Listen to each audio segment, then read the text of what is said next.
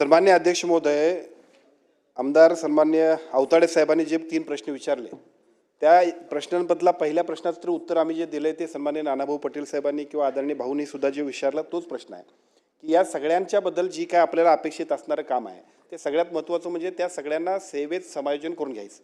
त्याच्याबद्दलचा निर्णय कॅबिनेटचा निर्णय त्याला सेवाप्रवेश नियमांमधनं सुद्धा वगळून आपण एक महत्त्वपूर्ण निर्णय घेतला आहे. त्याच्यामुळं कालबद्ध पद्धतीनं ते होईल, त्याच्यामध्ये आता काही फारशी शंका बाळगण्याची गरज नाही. दुसरं 2 मुद्द्यांवरती आपण सांगितलं की ज्या काय आमची बैठक झाली होती आणि त्या आंदोलनानंतर 13 मागण्या मागितल्या होत्या.